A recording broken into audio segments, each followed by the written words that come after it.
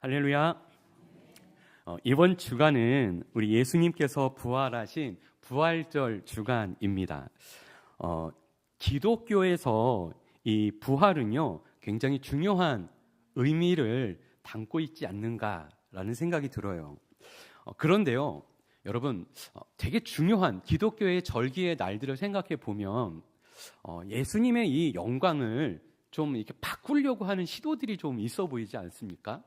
그러니까 이제 크리스마스 성탄절을 보면은 예수님이 영광 받으셔야 되는데 뭐 산타크로스 뭐 이런 것도 있고요. 그리고 뭐 선물 이런 것들이 예수님의 부활과 탄생에 자리를 좀 바꾸려고 하는 그러한 대처하는 모습이 좀 있습니다.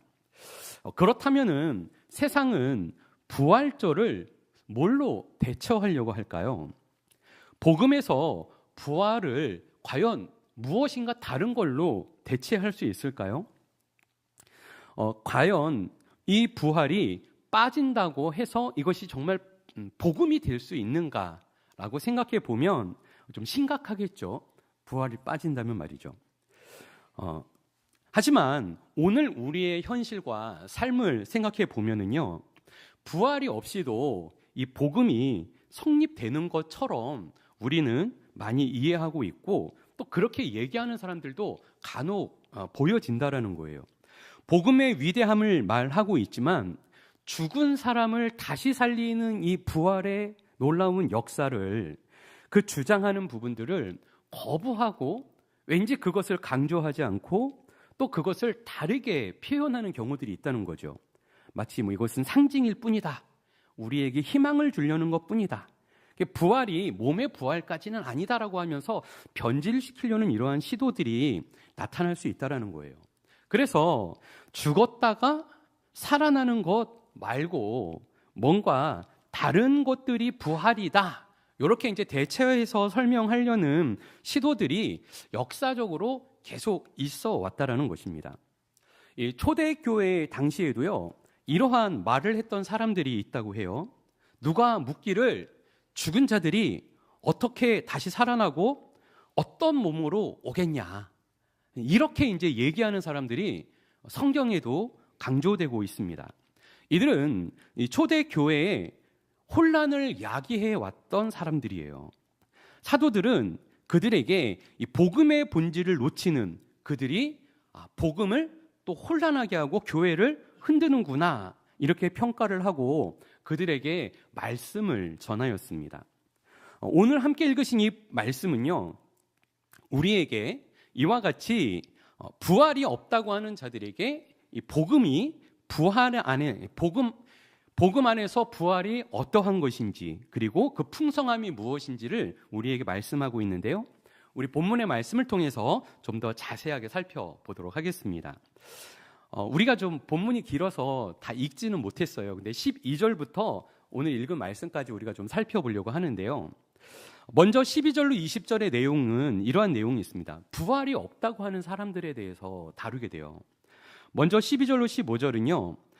15장 앞에서 이 어떠한 사람들, 부활이 없다는 사람들이에요.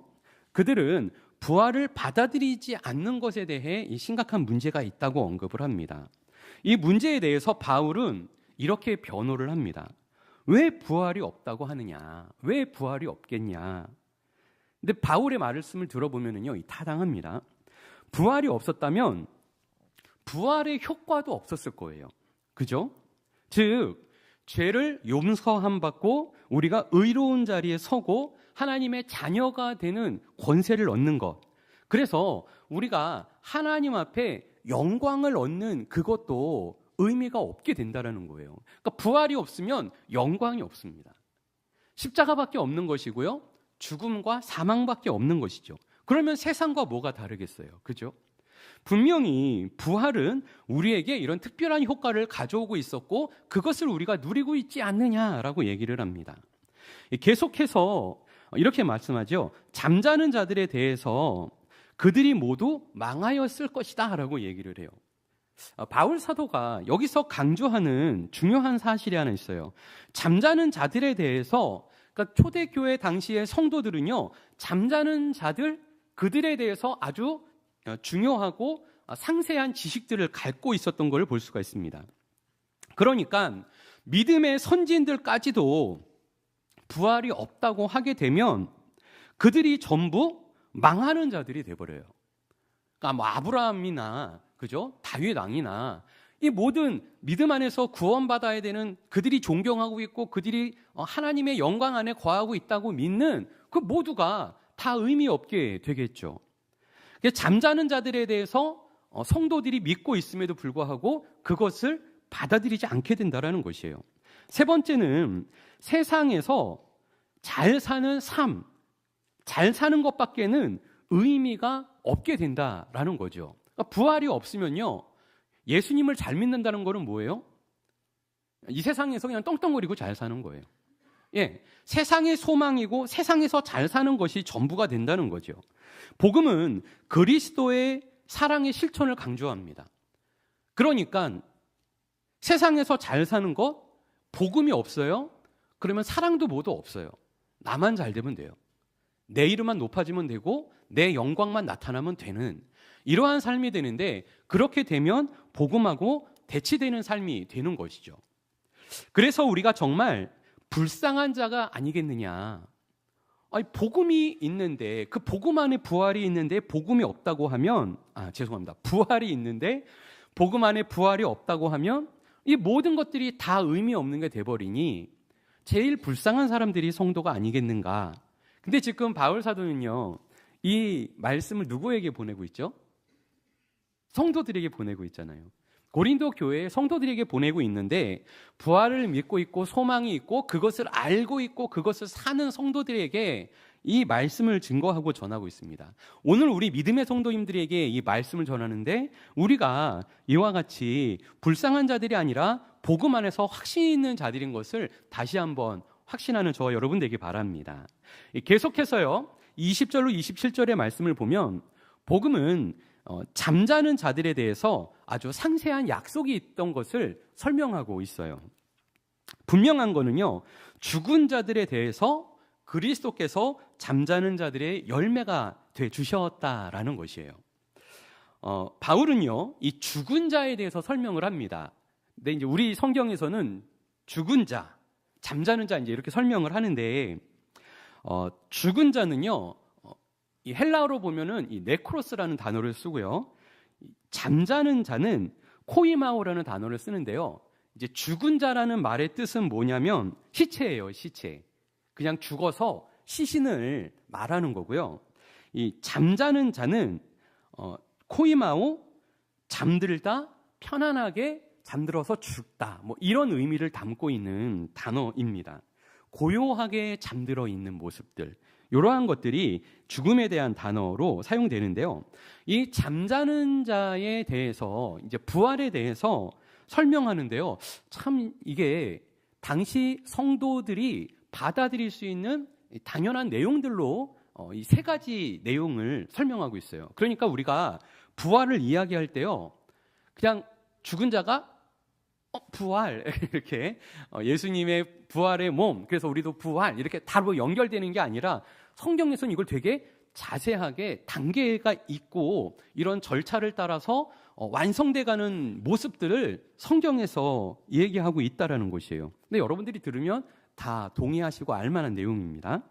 23절의 말씀을 보면 뭐라고 말씀하냐면요, 그리스도께서 첫 열매가 되시는 부활의 열매라고 말씀을 하세요.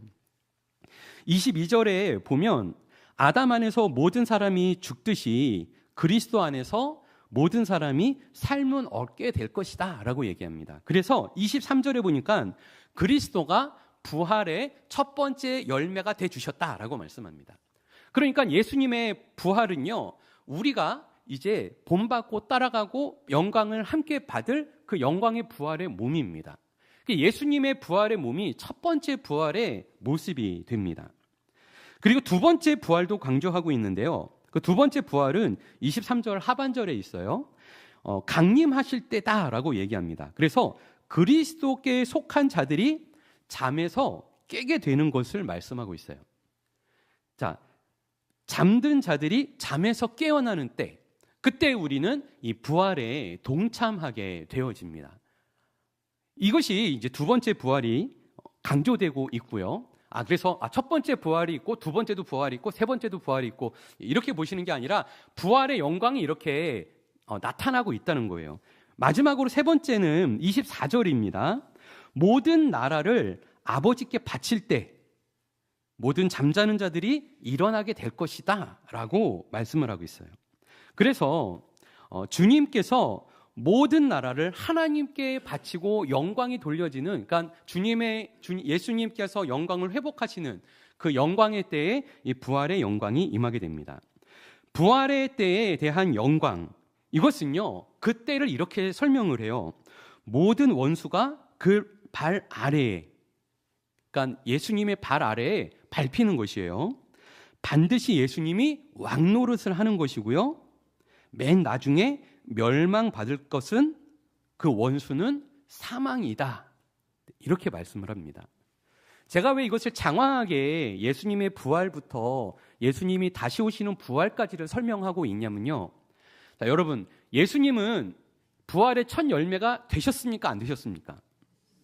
이미 예수님은 부활하셨고 부활의 첫 열매가 되셨어요. 그 부활의 예수님께서 지금 어떠한 영광을 이미 이루셨냐면 사단의 권세를 밟으셨다라는 거예요, 이미. 그죠? 그리고 주님께서 이 영광의 부활을 이루기 시작하셨다는 겁니다. 그리고 맨 나중에 사망의 원수까지도 멸망하도록 예수님께서 다시 오실 때 영광의 부활을 우리 모두에게 다 주실 수 있는, 주시기로 계획하시고 그렇게 준비하고 계시는 은혜가 있다는 거예요.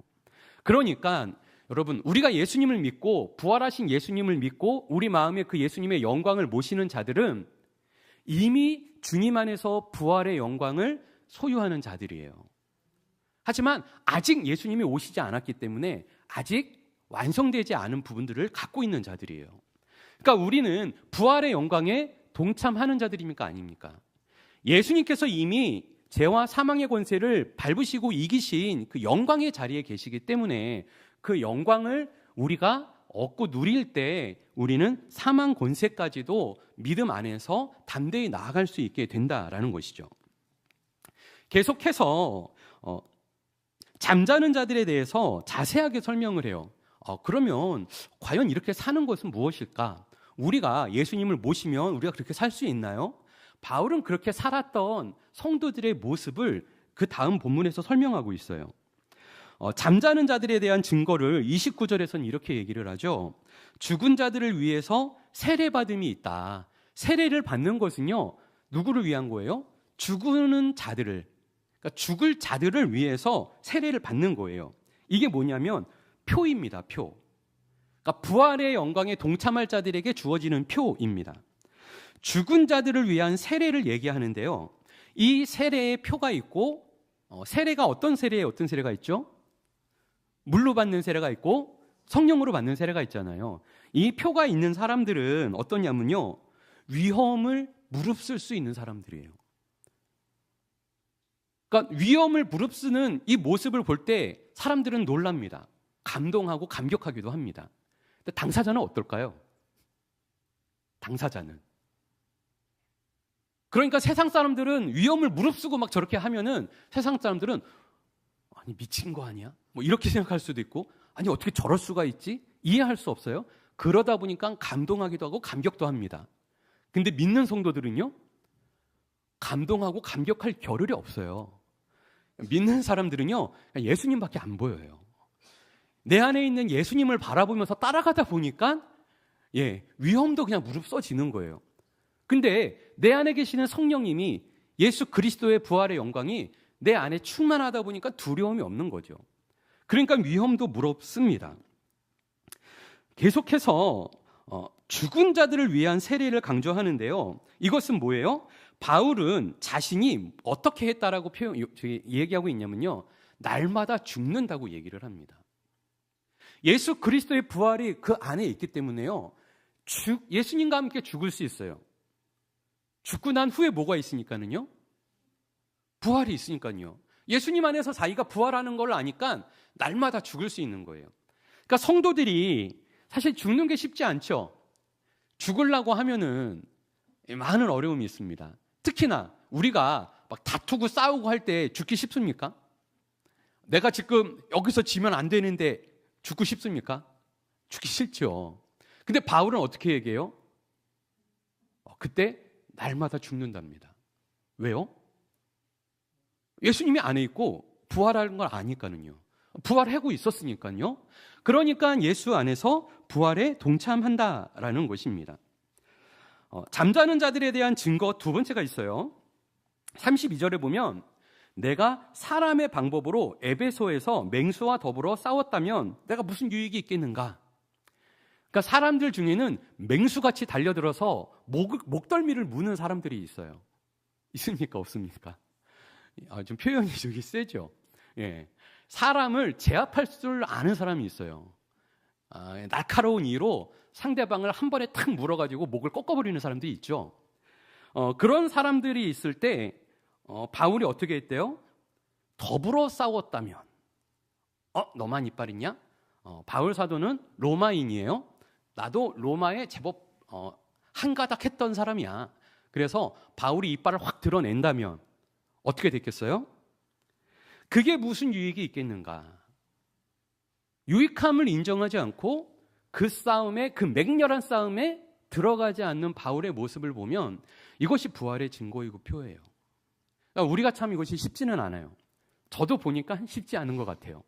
그러나 우리가 바라봐야 할 게 뭐예요? 그럴 때 예수 그리스도를 바라봐야 되고 예수님의 십자가를 바라보는 게 성도의 삶이라는 거예요. 계속해서 죽은 자가 다시 살아나지 못한다면 내일 죽을 터이니 먹고 마시자 하지 않겠느냐. 그래서 뭘 즐기고 뭐를 추구해요? 먹고 마시는 것을 즐기고 추구해요. 그 모습이 보여지는 것이에요. 그래서 믿는 자들, 예수 그리스도 안에서 부활이 있는 자들은 주님의 은혜 안에 설 수 있어야 한다라는 것이죠. 그래서 오늘 말씀이 중요한 것이죠. 부활의 몸에 대해서 오늘 본문 35절로 38절은 강조하게 되는데요. 그것이 무엇입니까? 씨앗의 죽음과 또 그 형체에 대해서 설명하고 있다라는 것이죠.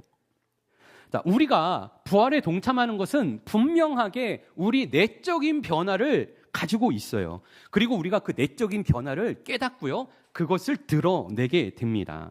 오늘 함께 읽으신 대로 부활이 없다고 하는 자들은 이 내적으로 깨지는 변화들에 대해서 이야기하지 못해요.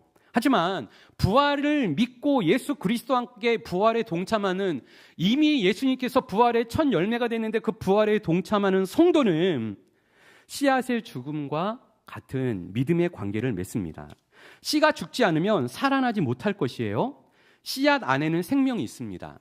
근데 그 씨앗이 죽어야만 그 안에서 뿌리가 내려지고 가지가 뻗어서 싹이 나고 그리고 잎을 맺고 그래서 열매를 낼 수가 있는 것이죠. 이 한 알의 밀이 죽지를 않고 그대로 있으면 이 씨앗은 변하지 못하고요. 그 영광을 드러내지 못한다는 겁니다. 우리는 몸 안에 영생을 살아온 몸이기에 우리 몸이 지금은 이대로가 익숙해요. 그죠? 우리는 이 씨앗이 익숙해요. 어려서부터 이 씨앗 속에 있었고 이 씨앗대로 살고 있어요. 그러니까 우리는 사실은 주님 나라 가는 죽는 그 순간까지 이 몸에 익숙한 자들이에요. 근데 다시 한번 말씀을 드린다면 씨앗 껍데기에 익숙한 우리에게 씨앗 안에 있는, 그죠? 이제 씨앗의 눈이라고 하나요? 거기서 이렇게 뿌리가 내려지고 싹이 나잖아요. 그게 변화될 때 어떻게 되죠? 씨앗 몸이 깨집니다. 쪼개집니다. 그래서 싹이 나고 뿌리가 내려지게 되죠. 이러한 변화가 있어야만 살아있는 자라는 것이에요. 그것이 없으면요, 씨앗 그대로 있는 것은 죽은 씨입니다. 발화율에 도달하지 못하고 싹을 내지 못하고 그 씨앗이 싹을 내지 못해서 죽는 씨인 거죠. 그것은 결코 변화를 맞지 못하고 열매를 맺지 못합니다. 우리는 이 몸을 깨고 영원한 몸을 얻게 될 것이에요. 씨를 뿌려진 자는 그 영원한 생명에 동참하는 자고요. 우리 안에는요, 이 씨앗의 생명이 함께하고 있다는 겁니다. 그래서 우리 성도에게는요, 영광이 있는데요. 그 영광이 뭐예요?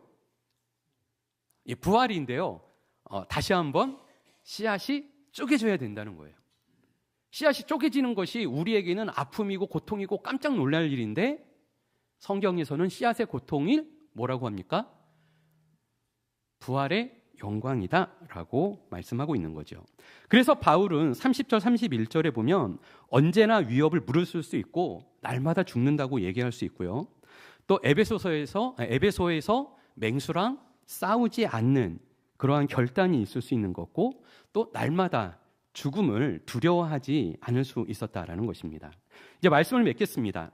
그래서 우리 믿음의 성도들은요, 이것을 보일 것이에요. 영적인 비밀이 분명하게 성도에게는 있습니다. 뭐냐면요, 순식간에 변화되어지는 역사가 성도의 삶 속에는 가능성이, 그죠? 분명히 이루어질 거예요. 생명이 있고 예수 그리스도 안에서 부활의 영광이 있기 때문입니다. 그래서 순식간에 다 변화될 영광의 씨앗, 생명의 씨가 우리 안에 있는 것을 우리가 기억했으면 좋겠어요. 자, 우리 옆에 있는 분을 좀 한번 봅시다. 생명의 씨앗, 아름답습니다. 네, 생명의 씨앗이 아름답습니다. 그죠? 할렐루야. 네, 이것이 부활의 영광이에요. 우리 모두 생명이 우리 속에서 반응하고 생명이 우리 안에서 꿈틀거린다면, 그래서 우리가 깨지는 역사가 나타난다면 두려워하지 맙시다. 그리고 예수님께서 일으키시는 이 선한 변화에 동참할 수 있는 저와 여러분의 삶이 다 되기를 예수님의 이름으로 축복합니다.